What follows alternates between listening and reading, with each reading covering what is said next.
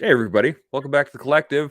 My apologies for the lateness of the show. This was totally my fault. I completely forgot about another timing that I had. My bad. So Owning it. we're gonna sort this out for another time because that was not my best moment when I realized, oh no, this is not all gonna work. And so, but we're here, and now we're working. So this is the key thing, right? We're able to move forward and talk about some awesome stuff. So we have Urij joining us once again from over in Ukraine, and we're gonna talk about some cool stuff today. Oh, Any thoughts or questions right off the bat? Nice. Just disappointed that Yuri's bringing Combat Raccoon, and all I have is just a simple glass of water. How disappointing for me. All I got is my Already having electrolytes. coffee. Yeah, I haven't had coffee for yet. for you, special forces guy, you don't need some cool things. For us, just grunt infantry, we must to look cool. So today we'll talk about in the first part of our meeting we see the, I would say, regular spares, and today we'll watch and talk about some wired pairings. So I prepare some video so we can start it on this. I just wanted to say that it's about 3 years after pairings that you will see in first part of our meeting. Okay. So this sparring is from 3 years ago. Yeah. Okay. If you remember, you will see now the some of same guys from that moment. Just that time. taller. Okay, so let's begin. Boom. Here we go. So we got some straight up knife fighting, which is always fun. Yeah, it's and as you see, the guys don't run straight one-on-one. They want to create the right distance, space, and moment to attack. First of all, they wanted to attack the hands, and after they attack in vital zone, in the neck, in the hand, in the stomach or leg. So please to see there we can see and another pair. And please to see that all these four guys quite good, have quite good techniques and skills for knife fighting. And that's because game that of inches. That's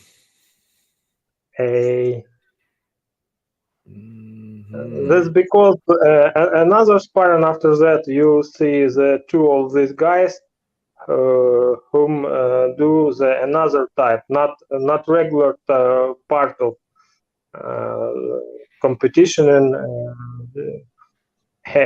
fights or something else. Do you know what I find interesting, Yuri? Because I've been in this situation myself. There's only one guy who's barefoot right now, and all the other three guys have good footwear, that kind of almost Adidas style boxing shoe. And so they've got really good grip. They've got really good sensitivity. They can feel the ground well. It's light footwear and et cetera, et cetera.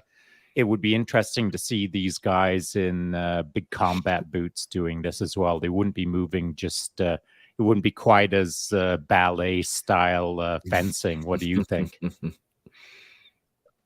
I would say, yeah, you're totally right. But I would say another thing.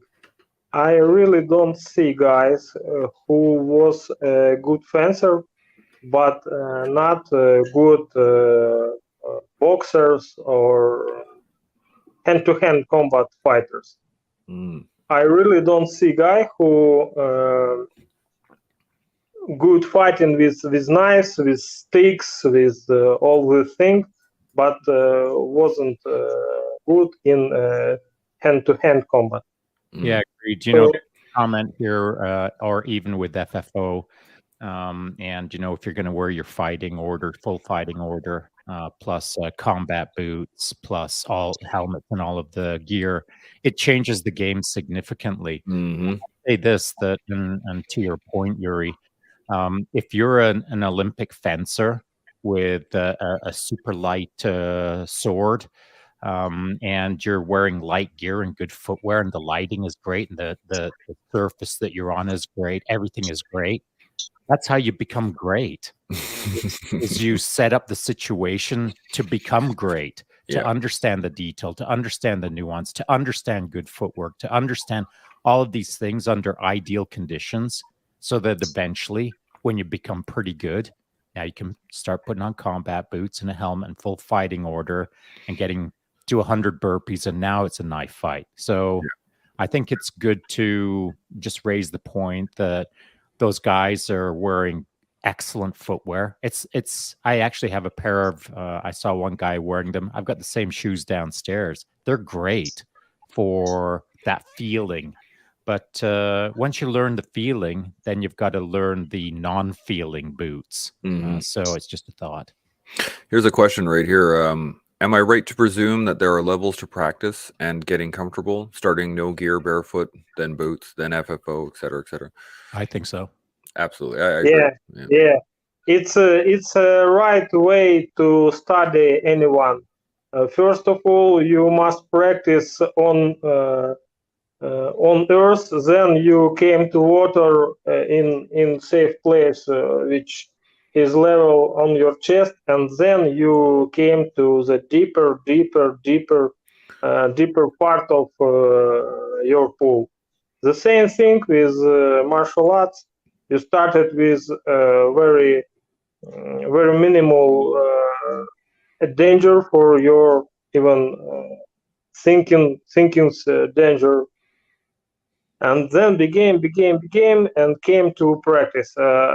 When we watch all video, I wanna to talk about the formats of competition which we use, and I think you might understand about go to the deeper water in our mind. Yeah. All right. Well, let's go to another video here. Give me. So yeah, we started with it's, and in this way we have the wired pairing, because the normal pairs it's when we have two guys or sparring. Spars. I'm sorry about. Okay, I'm just clarifying it for everyone else out there. Yeah. So we have the same guys, better with one weight, with one level of training, and with the same weapon, knife on knife, or stick on stick, or something else. Okay. But not every time. So we have two guys who, as you see, have some skills about to deal with knife, and now we have one have knife and another not. Yeah, I think this is got a wicked beard though. He's got that beard action going. That's right. I mean, that's like a superpower. Nothing like a good chin beard. Good movement. Got to dance around. I mean, this is the trick with a knife fight in general, is like you're gonna get cut. Yeah, but he's doing a really good guy job on the right hand side is moving exactly how I move in this scenario. Yep. Keep moving laterally. Keep the open hands. There you go. There you go. Yeah. Accept. But he's got all the right movements. Yep. Yeah, waiting for that open arm away from him and then just jumping on it. Yeah, that's a great way to do it. I got a question from Daniel Labonte while we're watching this is, what tactics should one work on first, defensive or offensive? On a knife fight, it is get out of there. I mean, if you don't, even if you've got a knife, why would you stand a knife fight with someone with a knife? I mean, if you don't have to, you could shoot them. But Yeah. if you don't want to shoot them and you want to get you want to turn into Steven Seagal and you want to start knife fighting, why? I mean, just walk away. You gotta But look cool, if you've though. got no choices and you're the guy on the right, he's doing all the right things as I consider. You notice that his hands are out. He's got them tight to his body. He's trying to like redirect and grab on. In my opinion, he's doing all the right things. Yep. Okay, it's an over. Ooh, and now we got here you see some beauty guys to the left of you who just teaching another guy how to fight. Yeah. But you know, one thing on that last few seconds there of that video, it acts as a good example to talk about, you know, the moment that you see someone in front of you with an edged weapon, right away, within that first millisecond, you need to start doing a Terminator scan on that individual from head to toe and understanding what you're facing. So depending on how a guy is standing, depending on how he's looking at you, depending on how he's moving that blade, you should know right away if you're facing an experienced individual or not. That's what you're looking for. And you can see in the last few seconds of that video, just the way that individual was moving that long blade. Yeah, I mean, anyone who's got some skills should see that and think, uh-oh, I'm in trouble. I saw this really great video online years ago, and it was like, I believe it was taken overseas, probably in Iraq. It was a couple of American soldiers, and he was like, okay, today we're going to show everybody how to deal with an attacker with a knife. Everybody ready? And they pan the camera over to the attacker with the knife, right? And then they go, okay, here it is. And they pan back, and the guy's like 20 feet away running. It's like, yeah. That's how you do it. Yeah. For real, you're absolutely right, because as we say, for example, in Korean forces, when they teaching to deal with knife, they say your hand which blocked the attack with knife, they was cut it. So you must block and grab the hand with another hand, opponent's hand with your another hand, because the hand which you blocked the strike of this blade, they will be cut. Guaranteed. Guaranteed cut.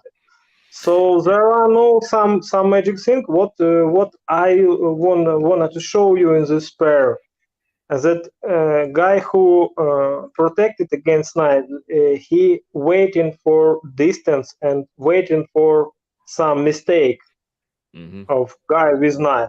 They wait where he pulled his weapon too far to go to the close distance. But and again, what you see, today I read some guy from Krav Maga who say you must hit the attacker with a knife. Well, if you can hit with hand your attacker with knife, in this situation can hit you with a knife, and his punch was more destructive. Yeah. So something that I just wanted, I wasn't going to say it, but I will now because of what you're building off of, Yuri, and that is watching that video, the first portion where the individual was open hand and trying to defend himself. He was waiting for that opportunity for sure, but he was making poor choices on the opportunity. So in my opinion, this is just my opinion, and maybe we should talk about this, but if you have to engage with someone with empty hand and they have a bladed weapon, and you can't run away, or you can't grab a chair, or you can't put an obstacle between you and them, if in fact you're in a corner and you have to defend yourself now and there's no other options, here's what I believe to be true, and here's what I think people should consider. this is what I've taught in the past, is if you have to engage with that individual, you're not engaging with the man, you're engaging with the blade. Mm-hmm. And I watched the individual in the video, he tried to pull guard, which was obviously a mistake. He tried to grab the weapon with an overhook and then try to do a throw. I mean, forget about the man. Yeah. Only think about the blade. And so, in my opinion, this is how it goes.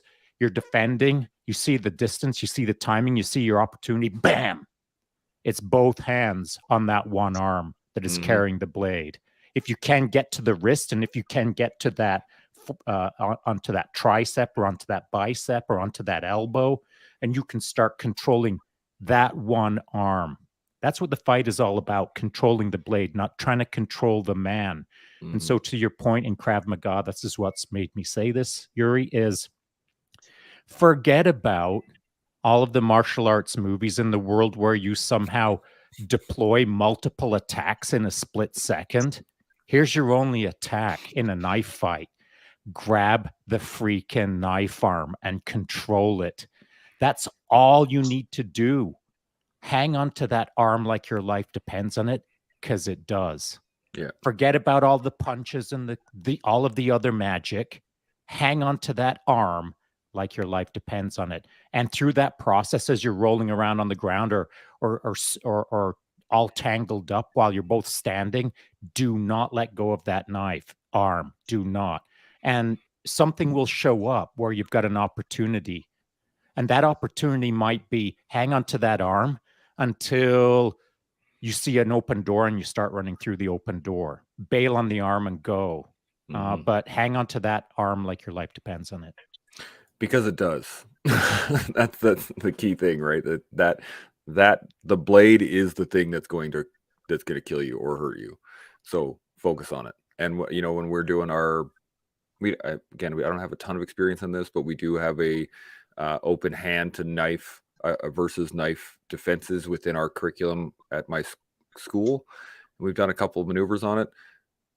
Every single time it is 2-on-1 on the knife hand. It's how it always begins, 2-on-1, 2-on-1, 2-on-1. And then there's the additional stuff is more once the knife is controlled. But even then, you never have 100% control, because if you don't hold that wrist, a blade is sharp and you can cut in any direction. Like it's always a tricky thing with knives. So we got a couple comments here. Well, actually, one of the tricky things with knives is it's not about the knife. It's about the poor understanding of what happens in actual fights. And so I'm going to give another example. Just before I just started BJJ, and a BJJ black belt was explaining to me how to defend against knife attacks. And it was stuff that he'd been taught by a guy who'd learned it in a book. And I thought, that's kind of weird. Everything that he's explaining to me right now makes zero sense. Mm-hmm. It was purely an academic understanding of what happens in fights, because the guy had never been in a fight. Yeah. It was obvious that he was a mat fighter, not an actual being in a boatload of actual fights. Yeah. And so his idea of how to defend against a knife relied on a whole pile of micro movement. It was all nuance. It was all small, very fine motor skills. And I had to look at him and say, like, dude, have you ever been punched in the face? Because here's what happens. All of that stuff disappears. But he didn't get it. He thought I was being insulting. I was just trying to explain to him, like, dude, you need to be punched in the face. Well, you do. You need to know what the physical reaction is. Yeah, Yuri, what's up? I would say two things. First of all, I think that all combative concepts was finished about 16th century in Japanese and in Europe. And if you see the old pictures from this time, you see some grappling with a knife. Defender must go to the grappler. Defender must control the weapon with two hands, as you right said, Chance. And even in this time, there are no guarantee, because blade make so much pluses for your fighting skills. But in another way, we have some option to hit opponent, but only when he just staying, not attacking, just stay with a knife. Yeah. In this situation, in this moment, we can hit him with all our power. But if our punch or kick are not destructive, it's have no sense at all. So we can hit, but if we control the distance and have powerful precision skill of power and precision hits. If we haven't, we it's almost have no some effects on attackers. Yeah, makes sense. I mean, you got to take if you're gonna take a shot, it's got to work. So if you don't think it's gonna work, don't take that shot. Right? Only effective shots counting. Yeah. Only exactly. hits counting. Yeah, and another thing, just to throw in a rock in someone's shoe so they can hobble around and think about this for the rest of the day. The idea being that how much of your time as you're facing that individual in front of you, how much of those first few seconds do you start thinking about all of the magical attacks that you're about to use on them versus spending those first few seconds thinking about how to get out of there? Yeah.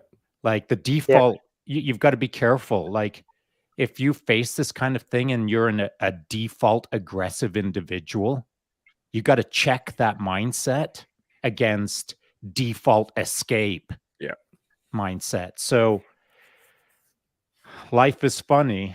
You can think that you're a pretty tough guy bouncing around on the sidewalk when it's an open hand fight or it's a bar fight. But the moment that there's a knife involved, holy moly, you've got to change your mindset. Oh yeah. There's Okay. there's that Let's video continue. I'll throw another video up here real quick. I do have a couple of comments I wanted to point out before we do that though. Did you guys ever see the Ice-T guy video that was down in the States? Guy was robbing a store, and one of the bystanders was just sitting there, and he like flips a can of iced tea, and then he just boom knocks the dude out off the side. That only happens. I haven't seen it. Oh, it's a good one, but takes him out in one shot, and then 3 or 4 bystanders then leap on the guy that was robbing the store. But that only worked because the guy was not looking at the guy who hit him, right? Same thing with the knife. If you have the opportunity to take somebody out, but they're not paying attention, cool. But that's rare when that happens, especially with a knife fight. So Canadian Podcast says EBA, eye contact, blocking, then attack is what I learned in my 16 years of Hapkido, which makes sense, right? You want to make sure that you're seeing your opponent, and then you. Well, I totally disagree with that opening sentence, because I totally disagree with it if it's being stated that you've got to maintain eye contact on the individual's eyes. I always say, forget about the rest of their body. Watch their hands. Yeah.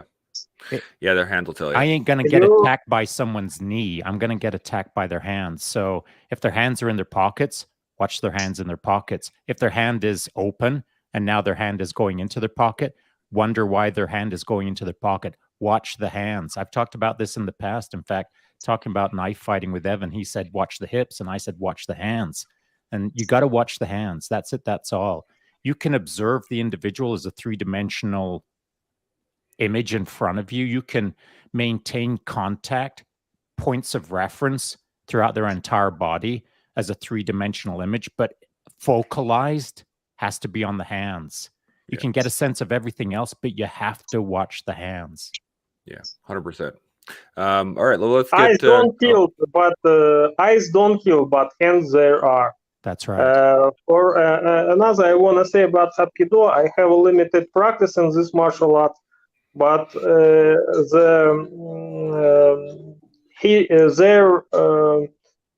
anti-weapon construction techniques I think they made partially for situation when you have some protection on your for middle centuries fighter with iron protection of body of hands, and in this situation you can block the attacking with your hands and catch his hand and do the another thing. So we must understanding that some techniques can work in some environment. Yeah. With our protection, with and I would say that most techniques defending against knife attacks is for situation when attacker hitting not you but your friend.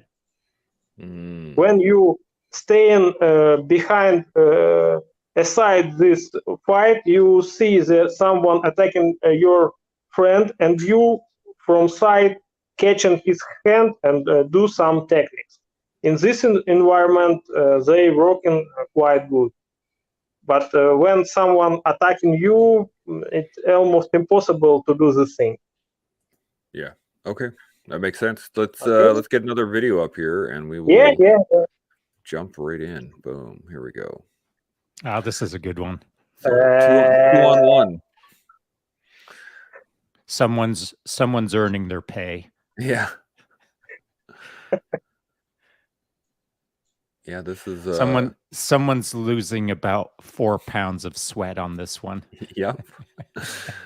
That does not look like a fun situation to be in. Well, it ain't. Oh, someone lost their knife. That's all, or I don't know. These guys continue like two little velociraptors, right? They just don't know how to velociraptor as well as they could just yet. They're not working as effectively as they can as a team, but that's cool.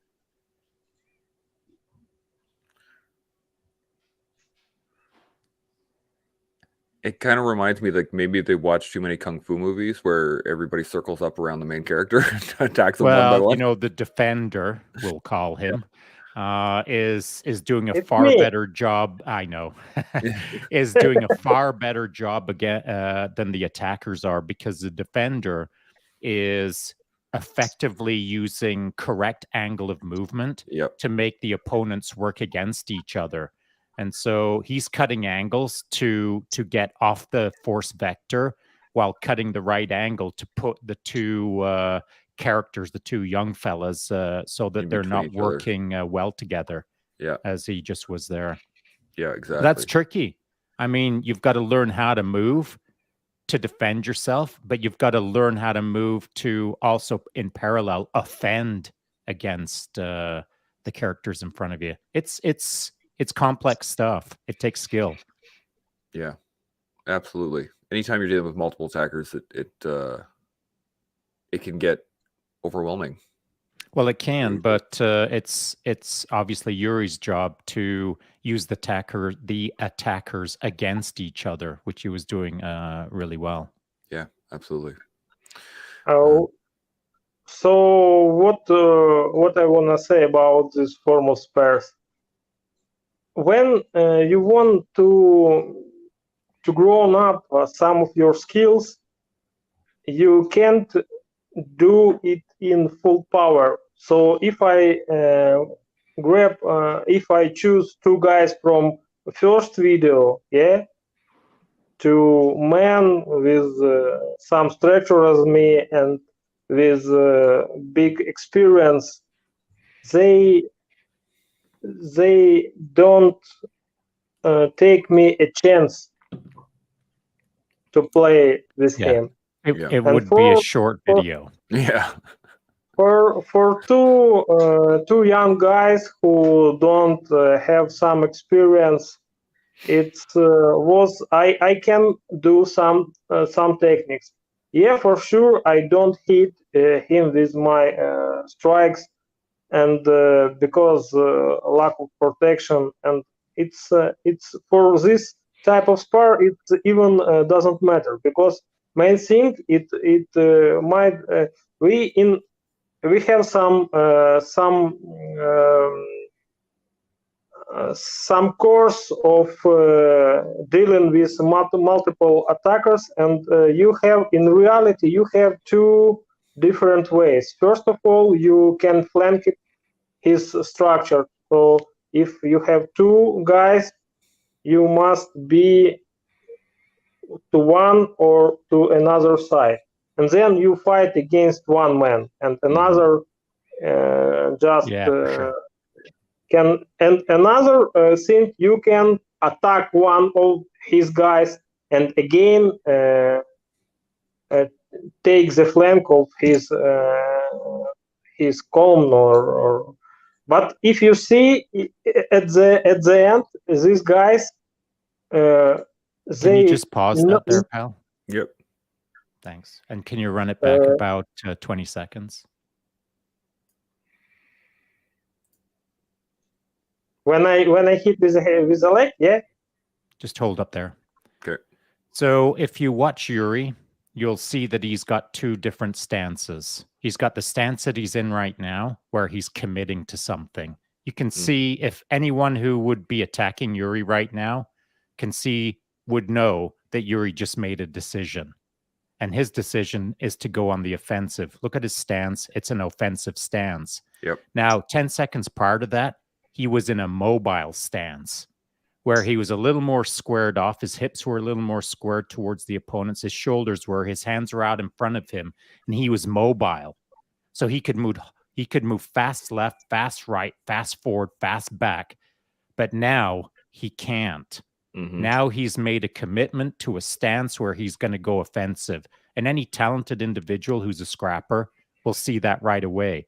His pattern was mobile on the defensive, assessing. Now he just made a decision. Now that's okay for Yuri because he's got skills. But if those other two characters have got skills, now they know what's up. And they're going to use that against Yuri. Two good velociraptors. The moment that they see Yuri making that decision, they're going hard left and hard right, and they're outflanking him. Yeah, that's just the way it is. And so what does happen, I believe at this point, the guy who's deepest in the video, I think he steps in and Yuri might head kick him a little bit, or maybe we've gone past that point. But the reality is, watch Yuri's footwork. He's in two positions. He's either on the offense like this, or he's highly mobile. So let's just watch his footwork. Yep, bang, there's there the you head go. kick. And then now watch him switch to mobile.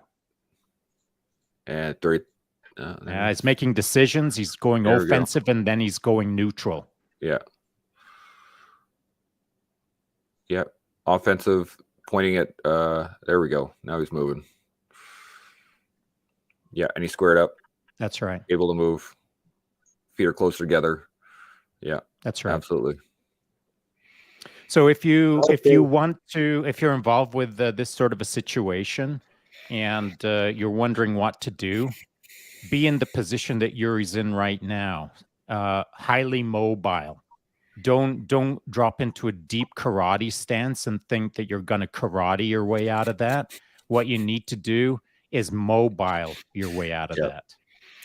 Yeah, mobility. By the way, do you know why in karate using so deep stance? Because it's just it's just second of fight when you finish your stride. And if you really precisely watch, especially Japanese movies about sword fighting, you will see that moment. The samurai hit someone with his blade and staying in this final position. They don't go to another position because for him is nothing. He didn't need to go to the zero position to continue the fight. It doesn't matter for him. He can continue with any stance in fight. Yeah. So in karate, guys using wide and stands as a finish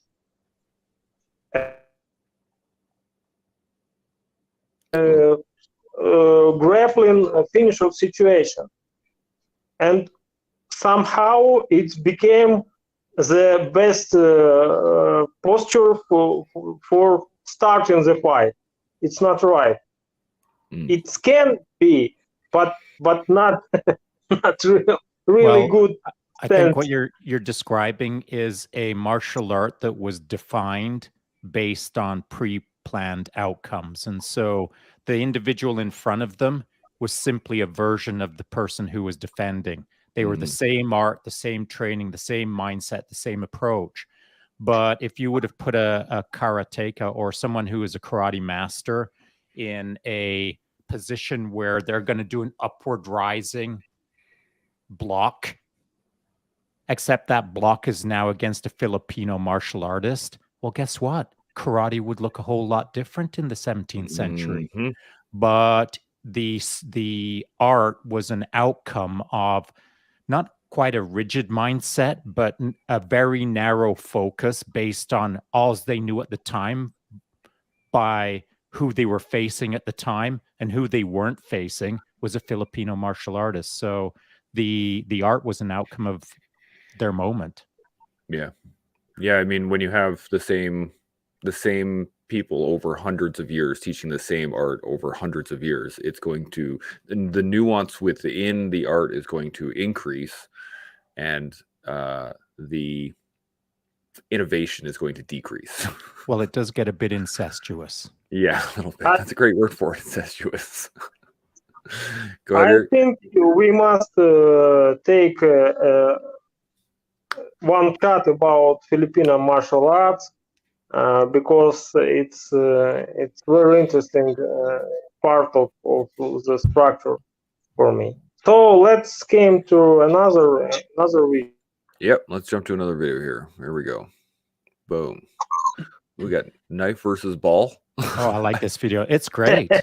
No, it's a great example of how you can improvise, and it. I watched this and I saw a lot of learning moments in it. Yeah. Everyone lose his weapon, and we continue. Dang. The moment when a guy with a weapon doesn't attack and just waiting his moment, the one chance to hit with some strike. And there we go. It's 2-on-1. Yeah. Finally. Hit him with the ball. I'm disappointed you didn't break his arm as you were also taking him down, Yuri. He's young. He'll heal. Yeah. By the way, the guy was a very good martial arts career. Has a good martial arts career. He won champions even on national level. That's awesome. So what? I was just gonna say it's always good to see kids getting into martial arts that really excel with it, because they become awesome. They become monsters. Like well, only if they're in a sport that creates that. Because I mean, there's martial arts that will convince you that you can levitate. Oh, doesn't make you a monster. Just makes you really, delusional. I don't really consider those martial arts, but you're right. There are people that do. Well, listen, you don't, I don't, but some people do, and some people means like millions of people. And so, if you think that you can move your way towards levitation in a martial art, all right. But that's called delusional. So, and I know everyone knows that there's a pile of videos out there of, it became a thing 2-3 years ago. There was lots of Tai Chi masters and lots of traditional Chinese martial artists, and they were being challenged by, at the time, it was an MMA guy who actually wasn't that good. but he was a Chinese martial artist, and he was facing really old dudes who thought that they could use energy to defend against this guy who just punched them in the face. I remember watching that and video. you know, like I've seen a dozen videos like that, Yeah. and every single time the master who had the energy defense, the first time that dude got punched in the face, which you can see the look on his face, which is like, wow, I just got punched in the face for the first time at 65 years of age. Wait, That's when work. that guy got his first real life lesson. Yeah. Well, what I would to say, I see the real masters of Tai Chi, the real master of Tai Chi, who has some interesting effects of his martial arts. Yeah. But these guys, aside of that, was champion of USSR on wrestling and have some mastering level of kettlebell sport. He was very physically strong guy, but he has an interesting thing with internal energy. But he can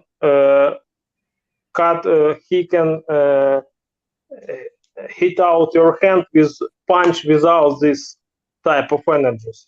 Right. So that is an important distinction, that in order to use your strong energy to energetically defend yourself using energy, it's also helpful if you can bench 450 pounds.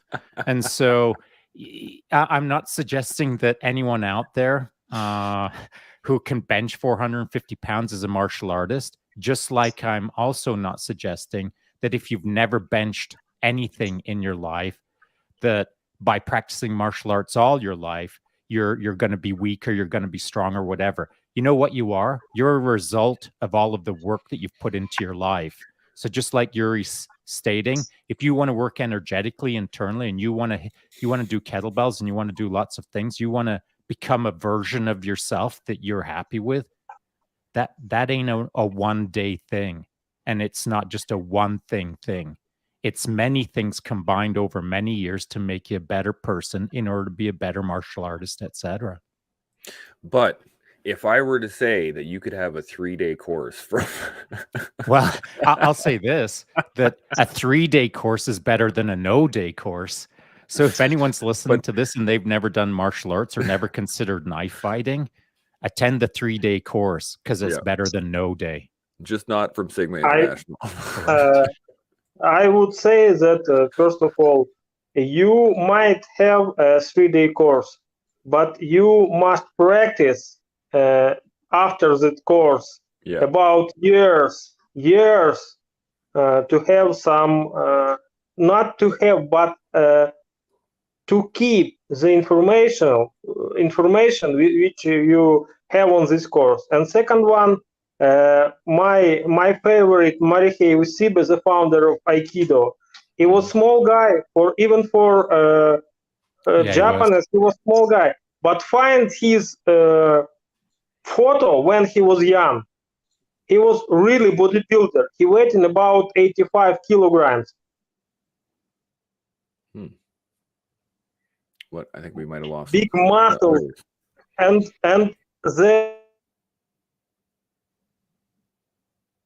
he was guys from 3, 4, 5 black belt degree in judo. How do you think this guy now something about throwing, about straight, about endurance? They know all about all this thing.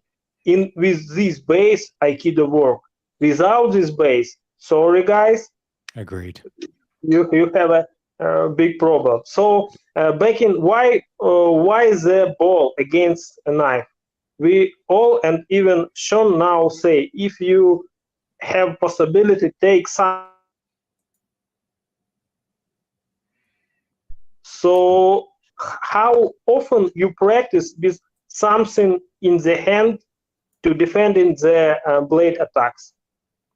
Me, I don't do it very often. It's with a great drill. Unknown guy. So And we have another video, for the ending. Yep. I I think got it one was more. last. It might be last. No, I got one more here. It's let's get her going. Two swords against two guys. Yeah. 2 guys with 1 stick against 1 guy with 2 sticks. This is awesome. If you precisely see, the tactic is the same. Yeah, for sure. Yep. And for anyone who's watching this right now, those are of course padded sticks, but if you replace those padded sticks with standard issue Filipino rattan sticks or rattan fighting sticks, man, if you get cracked with one of those, oh yeah, it's game over, baby. And so doesn't matter where I crack you. If I crack you on the wrist, you're gonna start crying. And if I crack you upside of the head, you're gonna go to sleep, maybe forever. So just remember that what you're watching right now might not look like much, or you might think, hey, whatever, you know what I would do? ... No, you wouldn't. The bad thing, because I want to roll between these guys. When I go to one of them, I have some chances. But when I want to get in the middle of this guy, and it was and he got a third guy coming in. And yeah, that's awesome. For anyone who's watching this right now, the very best thing that Yuri could do if he was really fighting is set up with these guys and go down one flank or go down the other flank. So now that you're only facing one individual, crack on through them and then head straight through that white door. Yeah. And keep on running through the white door. If you see at the end of the sparring, they also teaching, they also understanding how to deal with one, maybe a bigger man in pair. They do not attacking me. They just wanted when I go to one of them, this guy came in back and another start attacking me into the flank. Yeah. So as I think the same in military small units tactics. You must attack the flank. All ambushes. All ambushes is L-shaped structure because it's the best thing for attacking even enemies unit. So the same thing with martial arts. I love to see the things that similar in hand-to-hand, in weaponry, in fencing, and in some biggest thing, because for me it means that it's one way, one very way for in this. It's just parts of a couple. Yeah. Something that's super important. If we don't have to watch the video again, but if you're listening to this right now, go back and watch the start of that video where it's just the stick fighting, 2 guys facing Yuri with sticks. If you watch the very start, you'll see that Yuri allows them to get organized. And they look at each other and they start getting organized. And now it's velociraptors planning your death. And so here's my point. It's just like anything in life. Let's call it a football game. How much time do you give the opposing team? How much time do you give them to get organized? You don't give them any time. Ideally, none. Yeah. 0. Yeah. And so, like, if two guys show up and it's now a dark alley and they're starting to corner you, and now they pull out knives, how long do you wait and think, nah, you know what? I'll give them a few minutes to get organized and see how I move. I hope they can learn my movement patterns so they can more effectively attack me. Yeah. Nope. Talk them down too. So here's what you got to do. It doesn't matter whether it's one person or 10 people that you're facing. The moment that you know it's go time, you instantly come up with a solution and you go. Mm-hmm. Don't waste another second. Don't start thinking about all of your options, and don't start thinking about, well, if he does that, then I'm going to do that. You know what? I'm going to observe how they move so that I can figure it out. Forget about that. When it's go time, you go. And so don't waste a single second to let them get organized. It's violence of action, straight down a flank, smash, and get out of there. Yeah. There was an old... You go ahead, Yuri. There are old Okinawan sentence, karate ni centenari, karate wa centevasi. That means in karate doesn't offense first, but hit first. Karateka don't begin the fight, but he finish the fight with first his strike and the top. Yeah. Commit. Exactly. So we I hate to do this, guys, but I actually have to. I have another timing I have to make, so we're gonna have to cut today short a little bit. But I do really appreciate Yuri coming on here and throwing these videos up here. I know, Yuri, you had some other thoughts and questions you wanted to ask, but we'll get to those. We'll bring you on again, and next time, no problem. Yeah. Next time when we gather for discussion about martial arts. But another chat I want to spend with some parallels between shooting techniques and martial arts techniques at all. Oh yes. So I prepare some video, send to you guys, you watching, and I wanted to discuss. Maybe, just maybe, because it's very interesting, because guy who never served in police, in special forces, talking to for 2 special forces guy about how to shoot from the pistol. Yeah. I think I some kind of poser now, but oh yeah, they do. Yeah. All right. Well, yeah. Okay. Any final nice thoughts, to Yuri, see before everyone. we head up? Yeah. Good to see you, Yuri. Got any Chance final thoughts? Chance, thank you. Thank you, sir. My pleasure, man. I'm always happy. I'm really sorry about the timings, you guys. It was don't sweat it, buddy. I sorted it out, but we're gonna get sorted out for tomorrow. No one knows any better except us. We'll hold you accountable. And myself. I gotta hold myself accountable. That's the way to do it. All right, everybody. Again, thank you so much for watching. Thanks so much for the questions. Thanks for everything as we learn, build, and grow together here on the Collective. Oh, look at you go so fast. Talk to you later. Chimo.